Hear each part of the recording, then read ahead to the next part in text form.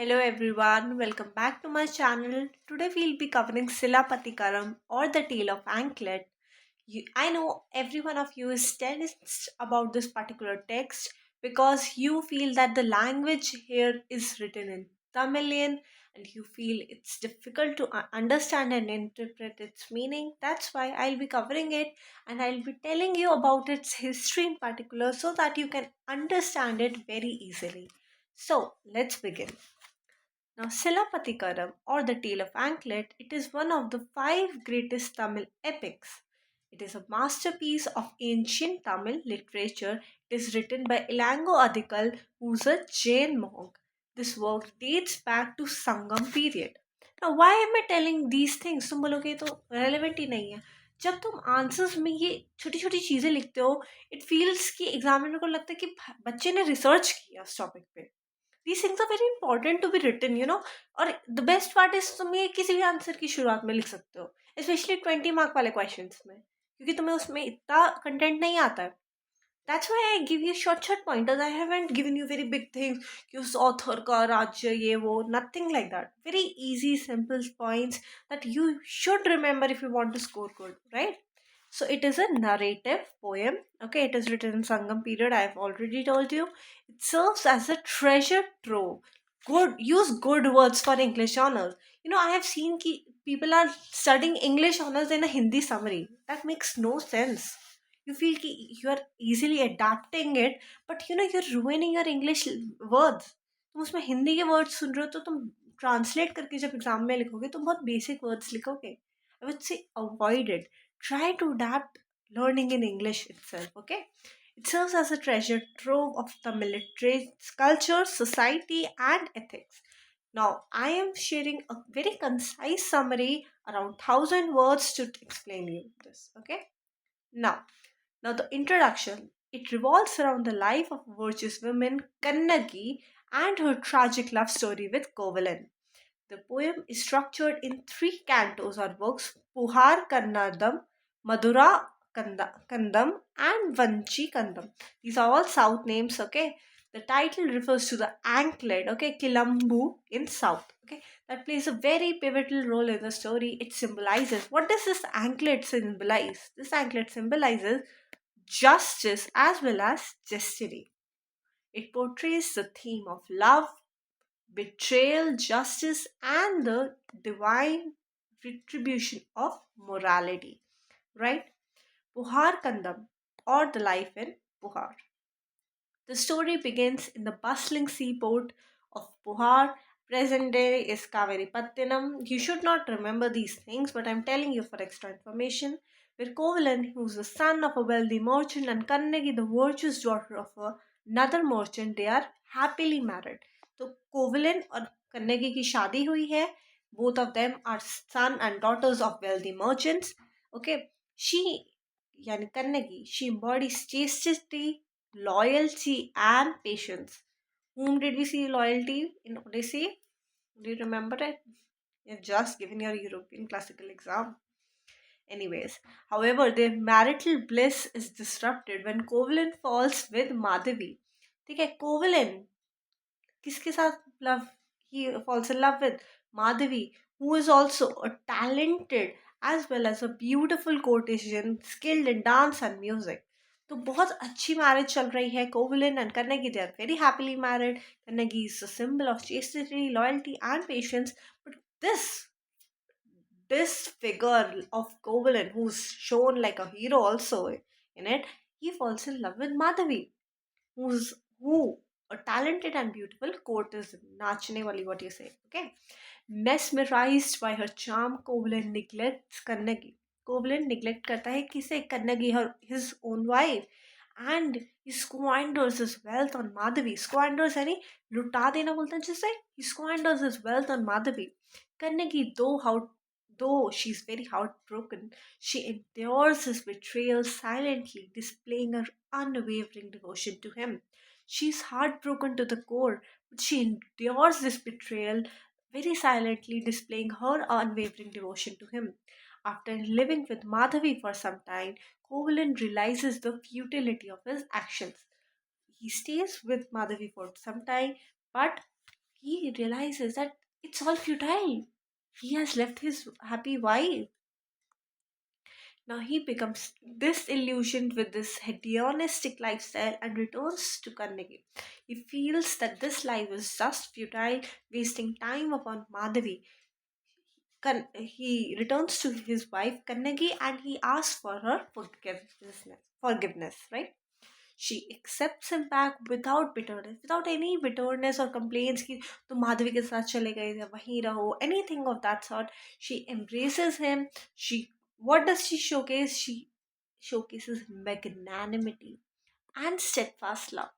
She shows how huge of a heart she has and how steadfast, how strong of a love she has for her husband, right? Now, the second book is The Tragedy in Madura Kandam, The Tragedy in Madurai. Stripped of their wealth, Koblin and Kannagi, they decide to leave Puhar and start afresh in Madura. Now, we know that Koblin was once rich, but he stripped off his wealth where? On Madhavi, but they think of starting afresh in Madurai, the capital of Pandya kingdom. Kovalin plans to sell one of Kannagi's precious anklets to rebuild their lives. तो जो ये कोवलन की wife है कन्नगी, उसने एक anklet पहनी हुई है. एंकलेट समझते हो, पैरों की पाजेब, पायल, whatever, ठीक है. तो दो, they are two in number and one in pair. तो एक पैर की ही थिंक्स कि दे सेल, ठीक है. किसे, किस लिए? क्योंकि सारा पैसा वो माधवी पे लुटा चुका है. Now they if they have to start afresh in Madurai, they need money for it. They need a home, they need food and whatnot. It requires a lot of money. So they are planning to sell it, right?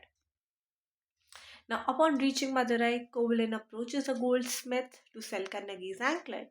However, unbeknownst to them, the goldsmith is a dishonest man who had recently stolen a similar anklet belonging to the queen of Pandya king. They don't know कि ऐसी same anklet जो कन्नगी ने पहनी है वो queen of Pandya king यानी जिस empire में आए हैं उसकी क्वीन जो पांड्या किंग की वाइफ है उसके पास भी एक सेम एंकलेट थी जिसे किसने चुराया है? जो goldsmith है, right? The goldsmith falsely accuses Kovlin of theft and informs the king. He thinks कि अब उस पे जो चोरी का इल्जाम लगेगा ही सूनर और लेटर कि किसने चुराई है वो रानी की पायल. तो इसने सोचा कि क्योंकि ये सिमिलर पायल कन्नगी के पास भी है तो उसने क्या किया, उसने एक्यूज कर दिया कोवलन को थेफ्ट का. Without conducting any proper investigation, the king orders Kovalan execution. King ने कुछ नहीं देखा कि ये बात सच है या नहीं है, उसने सीधा कोवलन को एग्जीक्यूट करा दिया, right? The soldiers carry out the order immediately, killing the innocent man. This marks the turning point of the story, right? And it sets the stage for Kannagi's legendary act of justice. Basically, क्या हुआ है, king ने बिना किसी investigation के कोवलन को execute कर दिया, ठीक है. सोल्जर्स ने उसको मार दिया है और ये टर्निंग पॉइंट है. It also sets the theme for the book 3 जो तुम्हारे सिलेबस में कोर तरीके से है. Now will be following that. When Kannagi learns of Kovalin's unjust, I'm so sorry.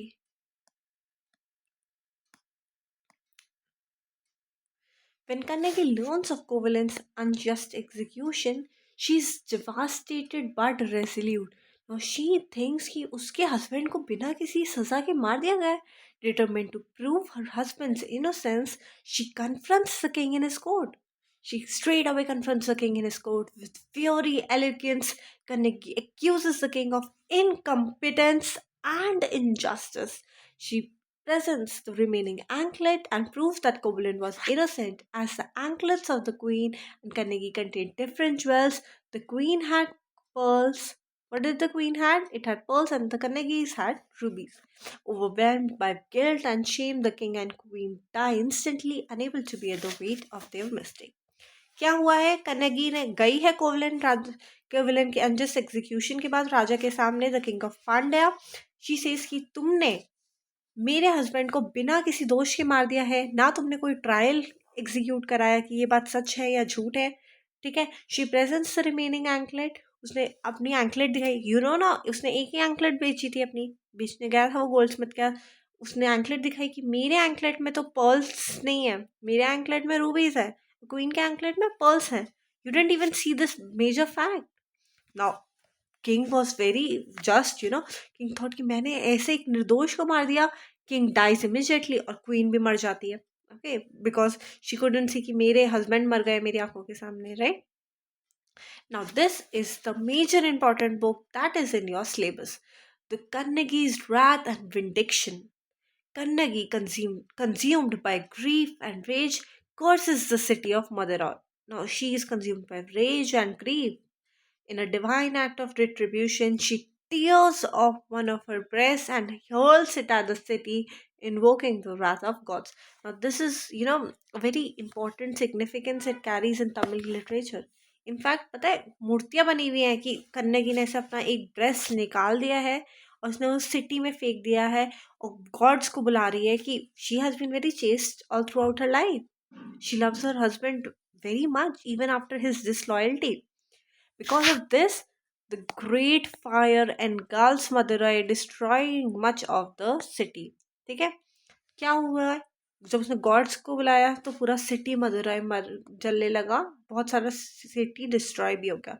After एग्जैक्टिंग justice कन्नेगी, ठीक है, जब कन्नेगी को लगा कि गॉड्स मेरे को जस्टिस दे रहे हैं, her anger subsides and she wanders into the wilderness where she eventually ascends to the heavens as a divine figure. In Tamil tradition, Kannagi is revered. She's revered as a womb. She's revered as a goddess symbolizing chastity as well as justice. You know, she's worshipped. There are temples in south of Kannagi. Okay, because she has been so loyal of a woman. The epic ends with Kannagi's transformation into a deity and Murti mein ban gayi Kannagi. It showcases the triumph of moral righteousness over worldly power and highlighting the profound consequences of injustice. And होता है कन्नगी एक मूर्ति में एक भगवान के रूप में पूजी जाने लगी, और दिखाया कि कैसे मॉरल राइटसनेस की सही चीज़ें हमेशा वर्ल्ड की पावर पर कब्जा कर लेती है। एज एन जो कन्नगी थी वो एक बहुत ही ऑर्डिनरी लेडी थी, she had nothing, she had even lost her wealth. The Raja, the king of Pandya, he had everything. He had the power. He had everything. But because she was so good of in nature, she overtook the position of king. She is worshipped today, right? What are the themes and significance of this particular piece? It's justice and morality. The core of Cilappatikaram is Kannagi's relentless pursuit of justice for her wronged husband. She's continuously trying that she's fighting till her last breath for her husband only. She's cursing the city. Why? For her husband. She has accused the king in front of a whole court. Why? For her husband. The story critiques the misuse of power and highlights the necessity, ठीक है, of due process and ethical governance. The story is about justice and morality की कैसे एक, हमारे यहाँ एक कहावत है कि भले 100 चोर छूट जाए, एक निर्दोष को सजा नहीं होनी चाहिए। वाई? बिकॉज उसकी किसी की सजा के बिना अगर उसे हम सजा दे रहे हैं, दैट टू मृत्युदंड, ही हैज एग्जीक्यूटेड हिम, तो that's very wrong, right. Chastity and womanhood. Now chastity, we know it's basically women are considered chaste, pure, right? She represents the, oh god, she represents the ideal Tamil women, embodying virtues like chastity. Karpu is a Tamil term. Karpu. Loyalty. ठीक है, what all does she have? Loyalty and self-sacrifice. Her transformation from a patient wife to a wrathful goddess underscores the strength and agency of women in ancient Tamil society. Fate and divine intervention. The epic emphasizes the role of fate and divine will in human affairs. The characters' lives are shaped by their actions and divine forces. ठीक है, तो fate obviously plays a role कि कैसे लोगों की life, कैसे उसने कोवलन ने अपने सारे पैसे लौटा दिए माधवी के ऊपर और उनकी पूरी फेट ही बदल गया। ठीक है, तो जैसे कर्म किए थे कोवलन ने, उसको अल्टीमेटली उसका रिजल्ट भी मिला है। He cheated such a faithful wife. He got death sentence. Okay. Now, cultural richness. Obviously, it's a vivid description of ancient Tamil society, including its city, trade, and the customs. The detailed descriptions of Puhar and Madurai, they provide valuable insights into the cultural and economic life of the time. Now, symbolism of the anklet, right? The anklet symbolizes, it not only symbolizes wealth but and femininity, but also justice and truth. It serves as a key motive that drives the plot and underscores them the theme of innocence and retribution. जो anklet है वो केवल wealth और femininity नहीं कि इतने पैसे थे इतनी इसलिए राजा जैसी एंकलेट थी obviously signifies justice and truth कि कैसे एक पर्ल और रूबी के डिफरेंस ने सच को सामने दिखाया कैसे वो एंकलेट सिंबल बनी जस्टिस के लिए for कोवलन it serves as a key motive for the themes of innocence कि कैसे her husband was innocent, right? Now, the legacy of Cilappatikaram, it is not just a tale of love and tragedy. It is a moral and cultural treatise that continues to inspire readers and scholars. Kannigi's story is deeply ingrained in Tamil consciousness and she is venerated, she is worshipped in temples across South India and Sri Lanka. It also influenced the later Tamil literature and other art forms, including dance, drama, and sculpture. Its universal theme of justice, loyalty, and moral integrity they transcend the cultural and temporal boundaries, making Silappatikaram a timeless classic. With this, we come to the end of Silappatikaram. I hope you understood everything. I wish you all the best for your exams. If any further doubts, you can message me at my email ID or you can drop me any doubts in the comments. All the very best.